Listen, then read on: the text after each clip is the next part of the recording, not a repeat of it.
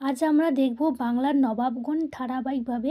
আমরা যদি বাংলার প্রথম নবাব দেখি, প্রথম বাংলার নবাব হচ্ছে মুর্শিদ কুলি খাঁ, যিনি ১৭১৭ থেকে ১৭২৭ খ্রিস্টাব্দে পর্যন্ত ছিলেন। এরপরে কিন্তু মুর্শিদ কুলি খাঁরই নিজের জামাই সুজাউদ্দিন খাঁ ১৭২৭ থেকে ১৭৩৯ খ্রিস্টাব্দে পর্যন্ত বাংলার নবাব হন।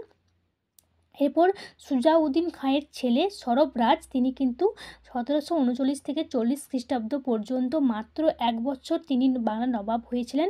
এরপরে হচ্ছে সরবরাজের তার ঘরে থাকা আলীবর্দী খাঁ, তিনি কিন্তু গিরিয়ার যুদ্ধে ১৭৪০ খ্রিস্টাব্দে গিরিয়ার যুদ্ধে কিন্তু সরবরাজকে কী করে না যুদ্ধে হারায় এবং নিহত করে। তারপরে কিন্তু আলীবর্দী খাঁ ১৭৪০ থেকে ৫৬ খ্রিস্টাব্দ পর্যন্ত তিনি বাংলার নবাব হন।